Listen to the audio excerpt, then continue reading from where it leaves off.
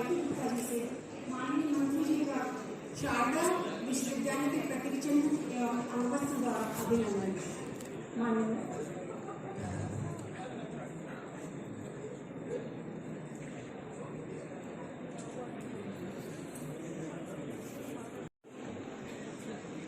शिक्षण, समाज और शास्त्र की उपस्थिति में शासन का अभिनंदन। अभिनंदन शासन का, ताकि वे सदा अनुशासन में रहे और प्रशासन दे।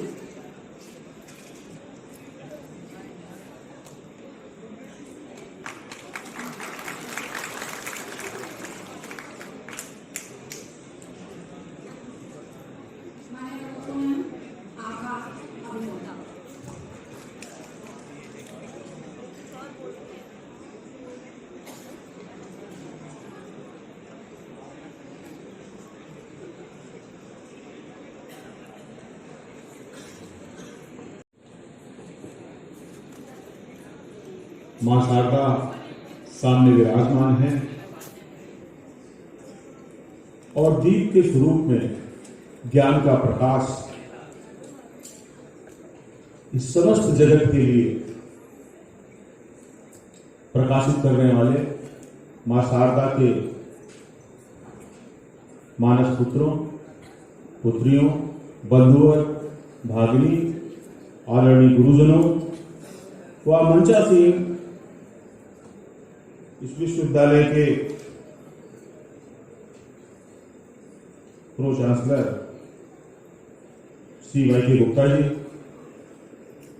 अभी जिनका हम उद्बोधन सुन रहे थे, और वास्तव में जीवन आज के समय के हिसाब से क्या दिशा चाहता है और इस देश को, इस समाज को और समाज की हमारे प्रति क्या अपेक्षा है, उसके लिए नई पीढ़ी का कैसे निर्माण हो, उसको जितने सरल शब्दों में आदरणीय प्रभु गुरु जी ने हम सबको समझाया, वो वास्तव में अपने आप में अतुलनीय है। इसके लिए उनको सभा की तरफ से पूरा सादर प्रणाम करता हूं। इस विश्वविद्यालय परिवार के, क्षमा करिएगा, मुझे तो कायदे से उनका नाम सबसे पहले लेना चाहिएगा। इस विश्वविद्यालय परिवार के कुलपति, जो वास्तव में कुलपति की परंपरा कुल से प्रारंभ होती थी, और आपने पढ़ा होगा, आपने जाना होगा बचपन से लेकर के अब तक, गुरु विश्वामित्र, गुरु वशिष्ठ, अपने सप्त ऋषि, संदीपन ऋषि, ऐसे तमाम ऋषियों का गुरुकुल हुआ करता था, और उसी गुरुकुल में जो 10,000 से अधिक बच्चों का पालन पोषण करता था, वो कुलाधिपति के कुलपति कहलाता है। आज उसी परंपरा का संवाहन कर रहे और इस समाज के लिए, हम सब के लिए, हमारे बच्चों को सही दिशा, सही भविष्य और उनके उज्जवल भविष्य की तैयारी के लिए दिन रात प्रयासरत आदरणीय विवेक गुप्ता जी,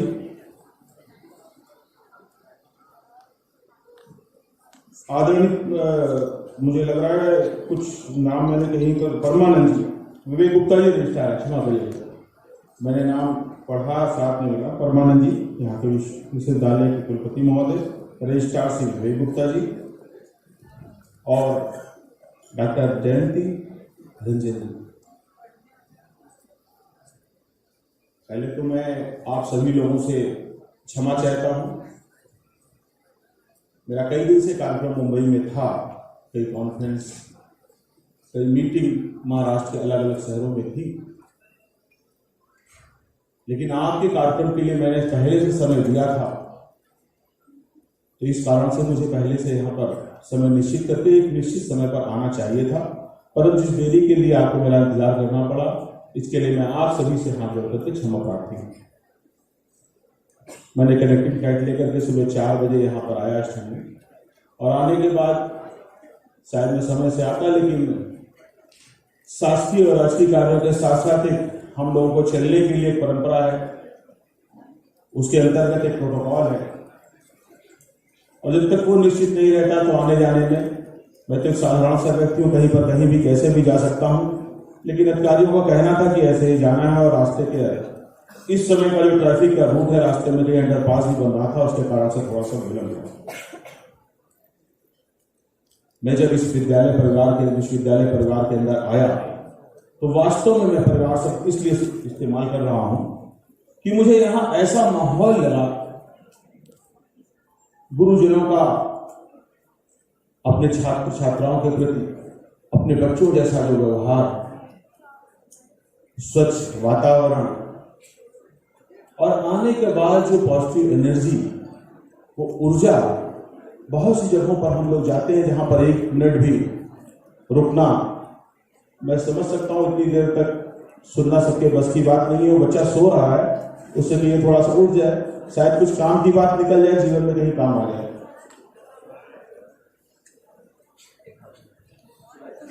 जो ऊर्जा का संचार यहां पर मुझे दिखाई दिया, और जिस धैर्य और आनंद के साथ आप सब लोग इतने लंबे समय से यहां पर हैं, वास्तव में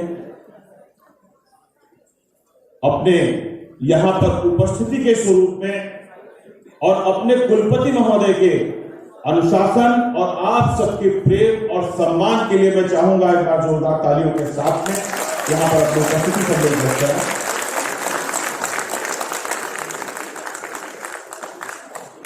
आज मुझे जिस विषय पर आप लोगों से बातचीत करने के लिए बुलाया गया, वो विषय वास्तव में एक लंबे अंतराल के बाद अंधकार के युग से प्रकाश के युग में, और भारत के प्रकाश को, उस यशस्वी राष्ट्र के प्रकाश को पूरी दुनिया को दिखाने वाले युग की शुरुआत का जनक वो दिन माना जाता है।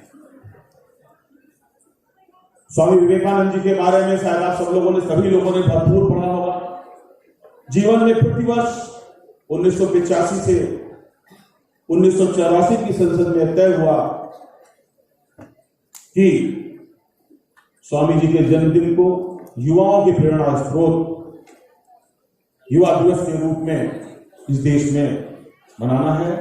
आज पूरी दुनिया इसका अनुसरण कर रही है, और 1985 से लेकर के आज तक ये निरंतर प्रतिदिन हम उनके विषय में जो भी अध्ययन करते हैं, जो पाते हैं, और जब भी जितने बार मैं कहीं पर भी चलते हुए उनसे संबंधित कोई भी पुस्तक पढ़ता हूं तो कुछ ना कुछ नई सीख, नया ज्ञान, नया प्रकाश और कोई नई जीवन की कला और बड़ी से बड़ी परेशानियों और समस्याओं से निकलने का रास्ता उसमें दिखाई देता है। स्वामी जी का सन्यासी जीवन प्रारंभ हो चुका था, पूरे विश्व के धर्म का सम्मेलन हुआ। जाहिर सी बात थी कि भारतवर्ष के हिंदू धर्म को भी उसमें आमंत्रित किया जाना चाहिए, लेकिन शिकागो के उस सम्मेलन में हिंदू धर्म को सनातन धर्म के नाम से या हिंदू धर्म से नाम की बजाय किसी और संबोधन के साथ में बुलाया गया।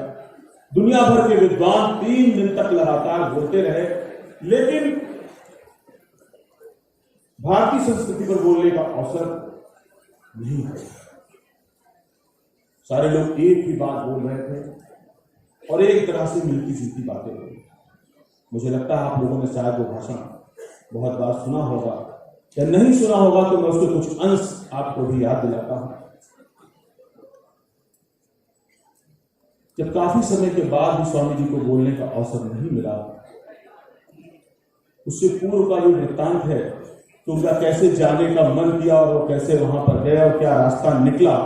उनके गुरु स्वर्गीय रामकृष्ण परमहंस जी उनके स्वप्न में आए और समुद्र पर चलते हुए अपने पीछे अपना अनुसरण करते हुए अपने शिष्य नरेंद्र को उन्होंने निर्देश दिया। उस स्वप्न देखकर विचलित हुए और गुरु मां से उस पर चर्चा करें। गुरु मां ने कहा कि मैं अवश्य इस विषय पर तुमको बताऊंगा। वास्तव में भी बहुत बड़ी तपस्वी महिला थी। 3 दिन के पश्चात उन्होंने भी वही स्वप्न देखा कि बहुत तेज नदियां बहती हुई समुद्र में मिल रही हैं और उसके गुरु मिल जा रहे हैं। उसी क्रम में जापान और न्यूजीलैंड के वाले राष्ट्र समुद्र के रास्ते से गुरु जी वहां पहुंचे थे। इतना लंबा सफर करने के बाद भी उनको बोलने का अवसर नहीं मिल रहा था। जब आयोजकों से बहुत प्रयास करने के बाद उनको कुछ मिनटों का समय मिला, तो आप जानते हैं कि जैसे आपने मुझे एक विषय दिया है, वैसे वहां उनको जो विषय मिला उसके बारे में किसी छात्र को कल्पना है या किसी ने उस विषय पर पढ़ा है? मैं जानना चाहूंगा आप लोगों से। आप सब लोग मां सरस्वती के समाहक हैं, आने वाला भविष्य आपका है। आप ही में से कोई आईएएस बनेगा, कोई पीसीएस बनेगा, कोई डॉक्टर बनेगा, कोई इंजीनियर बनेगा। उसको गांव के कोने में कहीं बैठा हुआ कोई बहुत गरीब, कोई आदिवासी डॉक्टर बनने पर, उसके दरवाजे या जज बनने पर उसके अदालत के बाहर जब पहुंचेगा तो उसे वास्तव में यह लगना चाहिए कि अंदर बैठा हुआ व्यक्ति, अंदर बैठा हुआ डॉक्टर, अंदर बैठा हुआ जज, अंदर बैठा हुआ आईएएस अधिकारी, उसे जब मैं अपनी बात कहने जाऊंगा तो 100% न्याय के साथ मेरा काम होगा। ये भाव तब आएगा क्योंकि जब उसको ये पता चलेगा कि वो सार्वजनिक विश्वविद्यालय का छात्र रहा है और वहां की छात्रा है। ये विश्वास आप सबके मन में और ये संदेश लेकर के जब आप समाज के बीच में काम करने जाएंगे, तब वास्तव में लगेगा कि आप सब उस संस्थान से निकले हैं, उस जगह से निकले हैं जो वास्तव में देश और को एक नई दिशा देने जा रही है। बच्चों थोड़ी देर बैठोगे? बैठो, मुझे जाना है, बैठना नहीं है, थोड़ा आप वीआईपी उसमें बैठो जरूर। उसके समाहक के रूप में जब व्यक्ति पहुंचा तो शून्य लिख करके दिया और सारे विद्वान वहां पर हंसते हैं। जीरो पर आप सब में से लोग कितनी देर तक बोल सकते हैं? वो जीरो वो शून्य जिसके बारे में पूरी दुनिया को भारत ने बताया कि शून्य लगाने से एक भी सबसे बड़ी संख्या 9 के आगे खड़ा हो सकता है और शून्य लगाने से हम अरबों खरबों और सबसे आगे दुनिया में पहुंच सकते हैं। उस शून्य को उन्होंने दिया। आप सोच सकते हैं आप लोगों में से कितने लोग हैं जो शून्य पर कितनी देर तक बोल सकते हैं। लेकिन गुरु जी ने जब पहली बार वहां पर स्वामी विवेकानंद जी ने एक नौजवान, मेरा भारत वहां पर बोलने के लिए जा रहा था, उस मंच पर कोई और नहीं था, पूरा राष्ट्र खड़ा हुआ था। जब उन्होंने बोलना शुरू किया तो उससे पहले के सारे विद्वान वक्ता बोल रहे थे, लेडीज एंड जेंटलमैन, लेकिन जब उन्होंने बोलना शुरू किया तो उनके शब्द जिस भाषा में थे, मैं आपको साधारण हिंदी में उस भाषा को बोल रहा हूं इस समय। मेरे प्यारे भाइयों और बहनों, ये भाषा पूरी दुनिया ने इससे पहले कहीं पर देखी नहीं, सुनी नहीं थी। जिनको 1 मिनट भी बोलने के लिए समय नहीं मिल रहा था, 3 मिनट तक उनके स्वागत में लगातार तालियां उस पूरे सभागार में बजती रही। ये भारत की पहला परिचय उन्होंने शुरू कर दिया। और अनवरत आप सबने पढ़ा होगा, आपने देखा होगा, अनवरत कितने घंटों तक उनका भाषण हुआ और उस भाषण की समाप्ति के पश्चात जब वो वहां से निकले तो 10,000 से अधिक लोग उसी समय उनके शिष्य बन चुके थे और लोग अनवरत उस भाषण के दौरान लोग आते रहे, सुनते रहे और उनका प्रचार प्रसार होता रहा। लेकिन जब वो भाषण से करके उतरे, एक बहुत सुंदर, आप जैसे बहुत से बच्चे यहां पर हैं, लेकिन एक अमेरिकन ब्यूटी जो 23 साल की थी और एक बहुत धनी पिता की इकलौती संतान थी, उसने उनसे प्रार्थना करी कि गुरुजी, स्वामी जी, मैं आपसे विवाह करना चाहती हूं। स्वामी जी ने कहा कि मैं तो संत हूं, मैं तो विवाह नहीं कर सकता। उसने फिर कहा, नहीं स्वामी जी, मैं विवाह करना चाहती हूं आपसे। स्वामी जी ने फिर कहा, मैं तो संत हूं, मैं घर गृहस्थी नहीं बसा सकता, पूरी दुनिया मेरा परिवार है, मैं तो समाज के लिए हूं। उसने फिर तीसरी बार कहा,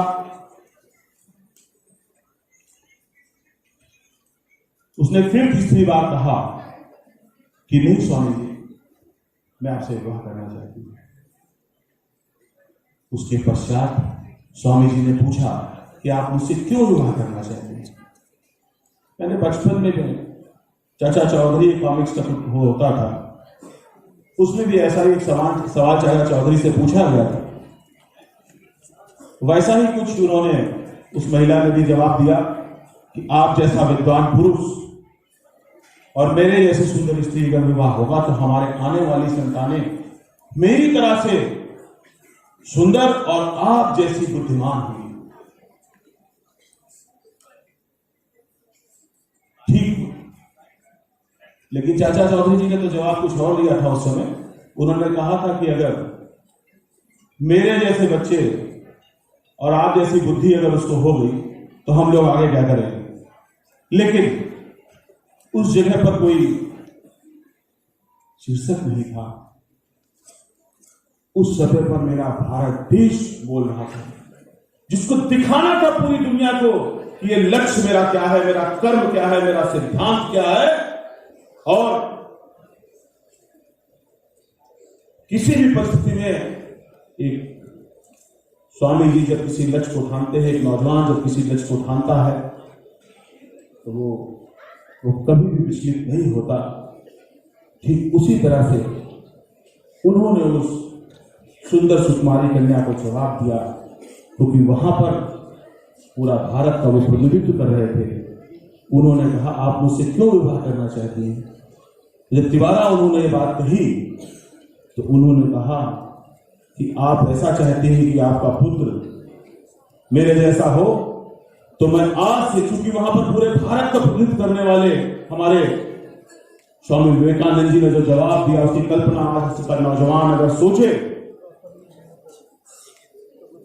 उन्होंने कहा कि माते आज से मुझे अपना पुत्र मान लीजिए, मैं आपका पुत्र हूं। ये अपने कर्म की पराकाष्ठा थी उनकी, अपने कार्य के प्रति। हम जब कहीं निकलते हैं तो देखते हैं रात के अंधेरे में जुगनू कहीं पर टिमटिमा रहे। टिमटिमाते हुए जुगनू बहुत अच्छे लगते हैं, लेकिन उन जुगनुओं से आग प्रज्वलित नहीं हो सकती, गर्मी का एहसास नहीं हो सकता। हमें अपने लक्ष्य को प्राप्त करने के लिए दिन रात एक तपस्या करनी है, और उस लक्ष्य को प्राप्त करने के लिए ये वेद वाक्य तो उनका है, उठो जागो और लक्ष्य प्राप्त करने तक रुको मत रुको। लेकिन वहां तक पहुंचने के लिए जो बड़ा लंबा जीवन का संघर्ष है, उस संघर्ष में हमारे लक्ष्य को कहीं पर भी कोई डिगा ना सके, ये बात ये भाव मन में आना चाहिए। इसके लिए जब जब हम स्वामी जी के जीवन को देखते हैं, युवाओं की प्रेरणा के लिए बहुत से विद्वान होते, लेकिन उनका जीवन इतने कम समय में, सिर्फ 39 वर्ष की आयु में उन्होंने जो पूरी दुनिया को दिया, वो वास्तव में हम सब के लिए एक प्रेरणा है। आज इस अवसर पर हमें अपनी कर्तव्यशीलता, लगनशीलता, अपनी कर्मठता से उस लक्ष्य को हासिल करना है। हम लोग सोचते हैं जीवन में कोई अच्छा डॉक्टर बनना, कोई इंजीनियर बनना, कोई IAS बनना, कोई BCS बनना, किसी के मन में अच्छा साइंटिस्ट बनना, कुछ और। हम जीवन में एक अच्छे वैज्ञानिक बने, एक साइंटिस्ट बने, एक अच्छे IAS बने, एक अधिकारी बने, प्रशासनिक अधिकारी बने, जज बने, लेकिन जीवन में एक अच्छे इंसान अवश्य बने, ताकि समाज को बनाने के लिए जिस संस्था की जरूरत है वो सदैव खड़ी हो आप सबके बीच में और आपके साथ में। वैसे तो मेरा बोलने का काफी देर का समय निश्चित है, लेकिन मुझे लगता है कि कुछ ज्यादा ही समय आप लोगों का इस बीच में हो चुका है, काफी देर से सुनते हुए। और विषय ऐसा है कि इस विषय पर मैं 2 घंटे कम से कम बोलता हूं, लेकिन मुझे लगता है कि इस समय आप लोग सुनना नहीं चाहते हैं।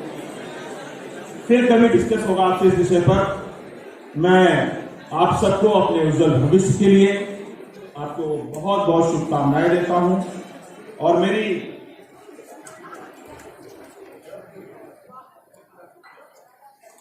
शुभकामनाएं सिर्फ आज यहाँ इस सभागार इस सभा कक्ष तक नहीं, जो बात मैंने अभी थोड़ी देर पहले तक कही थी, आपके जीवन के लक्ष्य को हासिल करने में यहाँ के बाद भी कभी कोई बड़ा इंडस्ट्रियलिस्ट बनना चाहे, कुछ और काम करना चाहे, अपनी दिशा लेना चाहे, तो मैं उत्तर प्रदेश सरकार की तरफ से इस समय लगभग 17 विभागों को देखता हूं और प्रदेश के 9 एडिशनल चीफ सेक्रेटरी मेरे अंडर हैं। आप सब कुछ के कुछ कमिश्नर, कुछ डायरेक्टर